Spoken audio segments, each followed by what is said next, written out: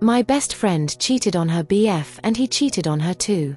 So, for a little background, my best friend, F22, let's call her Rebecca, of several years met her boyfriend, M24, on a mutual server on Discord. They lived about 700 miles away from each other. He recently moved down in April a couple months after their first anniversary and they've been living with her mom ever since. I tried telling her that moving in with him so soon wasn't a good idea, especially with them only getting to see each other a couple times throughout that year, but she wouldn't listen to me. She would always tell me that she planned on marrying the guy and having kids with him.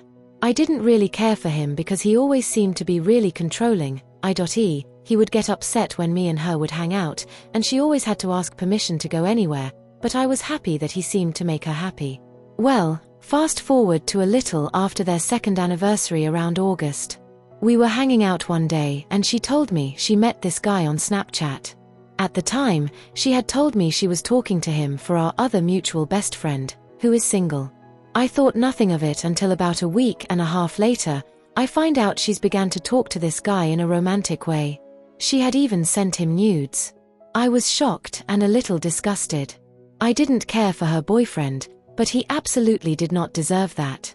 She kept me in the dark for most of it until one night, we were driving around town.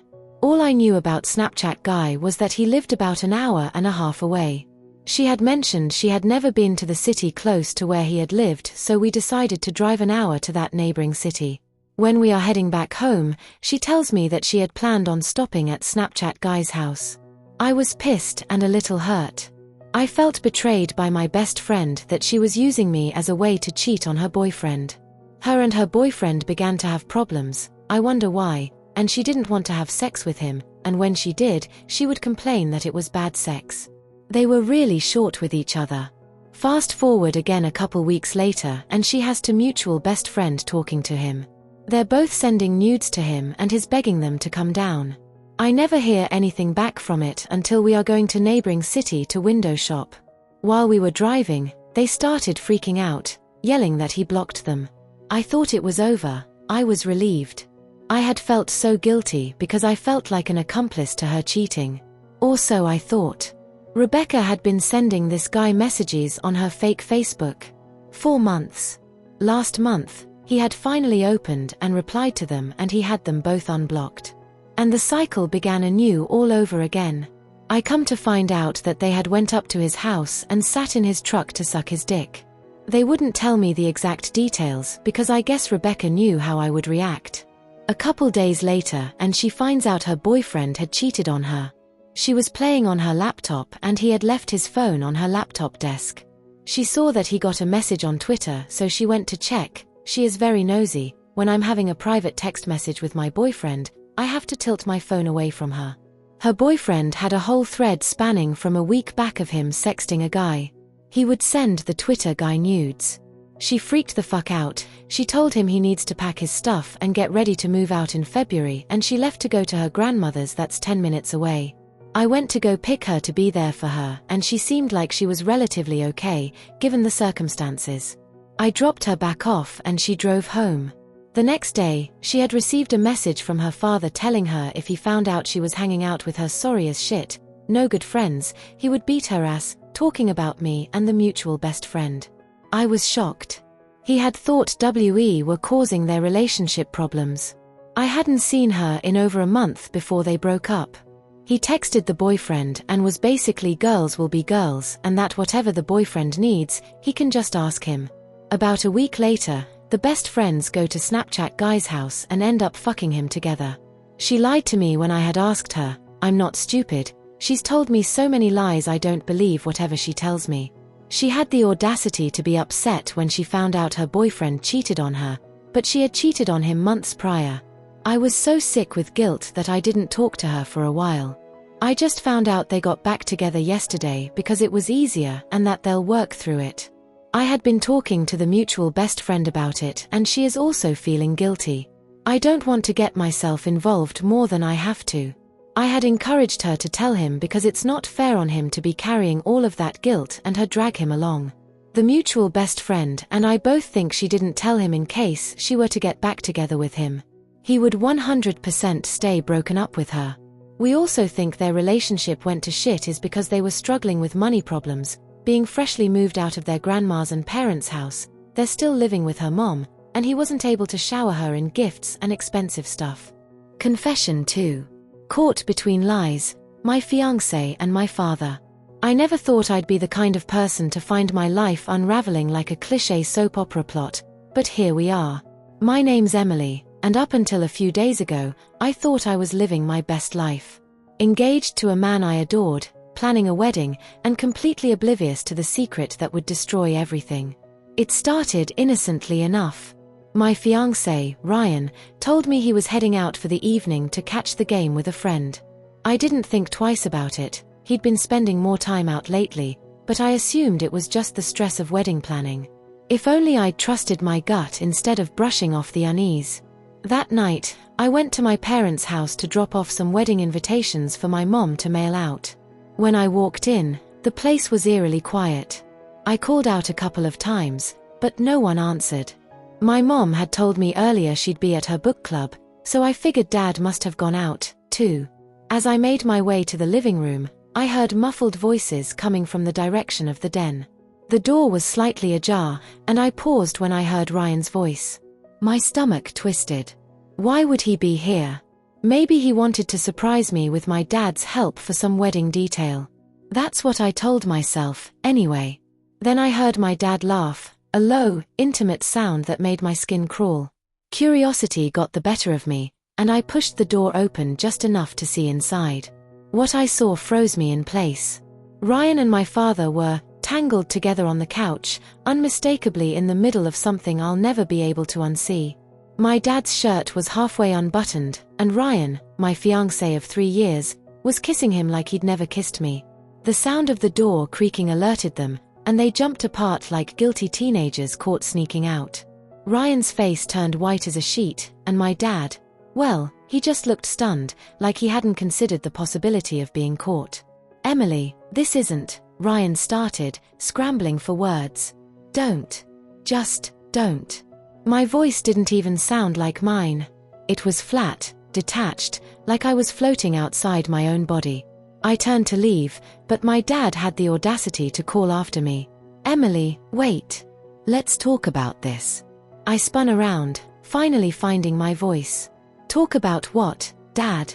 How you're sleeping with my fiancé? How long has this been going on? Weeks? Months? Years? Neither of them answered. Ryan was still frozen, and my dad had the nerve to look ashamed, but neither of them offered me the truth. I hope you're happy together, I said, my voice shaking. Because you've both lost me. I walked out, got in my car, and drove. I don't even remember where I went at first, just anywhere but there. The betrayal hit me in waves. The man I thought I'd marry and the father I thought I could trust had both destroyed me in a single moment. I've since called off the wedding and cut off contact with both of them. My mom is devastated, but she supports my decision. As for Ryan and my dad, I have no idea if they're still, whatever they were. I don't care to find out. If there's one thing I've learned, it's that sometimes, the people you trust most are the ones who hurt you the worst. And in the end, it's better to walk away from the wreckage than to stay and try to make sense of it. Update. This entire situation has felt surreal, and somehow, it got even worse. Let me start this off by saying, for those questioning the validity of my story, I get it, this whole situation feels like something out of a melodramatic novel. Ironically, I'm an English professor at a community college, and writing has always been a part of my life. Maybe that's why my words come across as too polished or convenient. But trust me, I'd much rather be grading papers on Shakespearean tragedy than living through one of my own. Life can be stranger than fiction, and unfortunately, this is my reality. I took a few days to process everything after catching Ryan and my dad together. I packed up Ryan's stuff and left it on the porch for him to pick up, with explicit instructions not to knock or try to see me. Cutting him out of my life felt like the only option, and I've been keeping my distance from my dad, too. My mom has been a wreck, trying to figure out how to salvage her marriage and support me at the same time. But then, something happened that turned my world upside down again. A few nights ago, I got a text from an unknown number. Emily, we need to talk. You don't know the full story. Please meet me. Ryan. I debated ignoring it, but curiosity got the better of me. Against my better judgment, I agreed to meet him in a public place, a coffee shop downtown. I wanted answers, even if I didn't think I'd believe a word he said. When I walked in, Ryan looked terrible. He hadn't shaved, and there were dark circles under his eyes. He started talking the moment I sat down, and what he told me was something I never could have imagined. Apparently, my dad had been blackmailing him. According to Ryan, this all started about a year ago. My dad somehow found out that Ryan had cheated on me once, early in our relationship, with a mutual friend of ours. My dad confronted him privately and threatened to tell me unless Ryan did what he wanted. Ryan claimed he only went along with it out of fear of losing me. He said my dad manipulated him, using guilt and threats to keep him compliant. Ryan swore he never loved my dad and that it was all some twisted game of control. I was skeptical. How convenient for him to shift the blame now, right? But then Ryan pulled out his phone and showed me screenshots of texts from my dad. They were explicit, coercive, and undeniably real. My stomach churned as I read them. One message from my dad said, "If you want to keep Emily, you'll do as I say. She doesn't need to know who you really are." I felt sick. My dad, the man who raised me, had orchestrated this entire nightmare. He wasn't just cheating on my mom, he was manipulating my fiancé and using me as leverage. I left the coffee shop in a daze, unsure of what to believe anymore. When I got home, I confronted my mom and showed her the texts. She broke down completely. It's one thing to find out your husband is cheating, it's another to learn he's capable of that. Right now, my mom and I are staying with a family friend while we figure out our next steps. She's already contacted a lawyer, and I've blocked Ryan for good this time. I don't care if he was manipulated, he still cheated on me and lied for years. As for my dad, I don't even recognize him anymore. The man I thought I knew is gone, replaced by someone I never want to see again. Thanks again for the support and advice. I don't know where I'll go from here, but at least now I can start putting the pieces of my life back together, without them in it. Confession 3. I have a backstabbing best friend and need to vent. I had a very good friend of 4 years, let's call him X, 8th, 9, 10, and partially my current year, the 11th of high school. My relationship with him was very complex, each had their flaws and each gave their shoulder to lean. Eventually, I started to offer him to shoulder too much, and it became undervalued. Every time he did something to upset me, I forgave and let him off the hook. Eventually, during Halloween, we didn't invite one friend because he is extremely high maintenance and we didn't have the energy for that and wanted to have a good day. He finds out about this, but then X, in order to repair his relationship with, let's call the Halloween kid Y, he threw me under the bus and rated me out while pinning the whole thing on me. I was infuriated, and for once I wasn't going to forgive unless he came to me. In the past, whenever we had a squabble or problem where we went days without talking, it was always me who had to be the bigger person and talk to him first, so I decided he had to come to me this time and apologize. 1.5 weeks pass and I silch from him, then we go to the basketball courts with our other friends to get a couple of runs in. After we finished up, it was once again me, asking to talk. While this problem was ongoing, another one arose. He started to get way too friendly with my ex-girlfriend, who ruined me for a good couple of weeks. She was taking me away from him and he was replacing me with her. That day I cried for the first time in a long time, because of the pent-up emotions. As the days progressed, our relationship started to improve again. One morning he texted me that he had to pick and he couldn't have both. Once he realized this, he started to say things like, "This world is just meant to break you," and such. I reminded him that his happiness with her was built on my suffering. Proceeding that day, I gave him an ultimatum. Her or me or neither. He got very upset and started going off on me, and I responded each nasty thing X said with a calm reply, but each time I would get more and more upset, and eventually I started to respond very harshly, which I believed to be justified. He was pushing all of my buttons to see which ones gave a feedback loop. He pressed enough buttons and reminded him of all the times that I had done something, and I also told him that I never expected a return on any of those, but rather some sort of faith to me. Anger fostered, and once it was over I told him to come to the gym with me, where we would talk. But like usual he ditched me in favor of Y. That day I vowed never to lend a shoulder to those who didn't deserve it. The next day, we once again got into a squabble match with him getting all upset and calling me things and me responding calmly. My final words were, "If you say you care as much as you, then I value you too highly, and that's all there is to it." Following that I followed with, "This book is closed. Your inability to not be stubborn and pick me over her when you know how much she has hurt me tells me enough.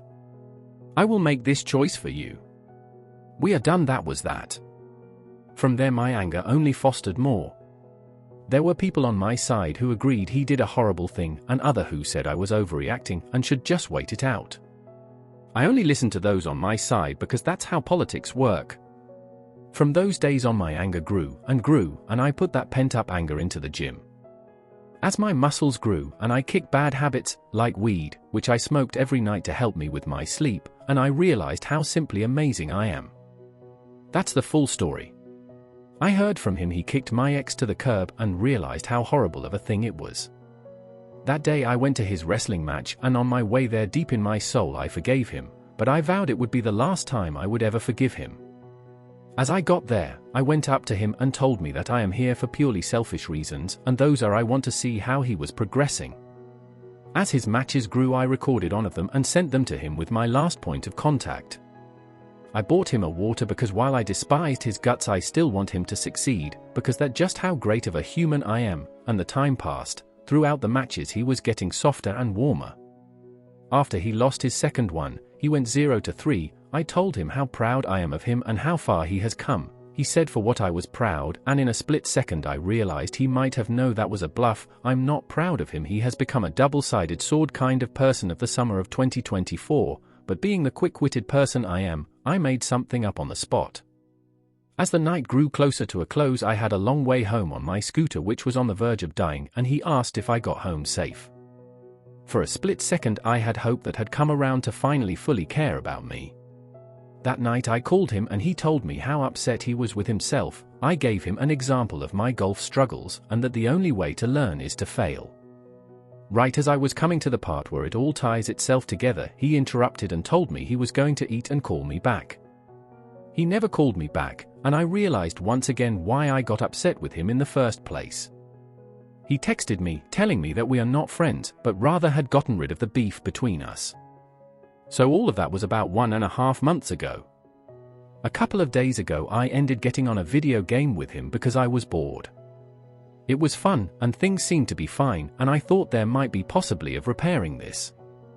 After we finished playing he went to his grandma's and told me he would call me later to play more. At 11 I asked him when he was coming back. He responded with IDK and this. I just want to make something clear just so we are on the same page, to make it as simple as possible. We are not friends, bro, and I'm not saying that to be a dick. I will forgive you for the shit that happened, but I'm never gonna forget it. So I just want to keep interactions at school and that's it, nothing outside of that. I will agree to be cordial. I fully understood this because, well, I drew the fucking line in the sand. This whole message rubbed me really the wrong way and got me really pissed off. Now, I've decided to say fuck repairing and fuck you. I can't be bothered to deal with his shit and he righteousness. He for some fucking reason thinks I'm in the wrong and he's completely justified to be angry like WTF. Anyway, thanks for reading my rant. By the way, this is a throwaway account.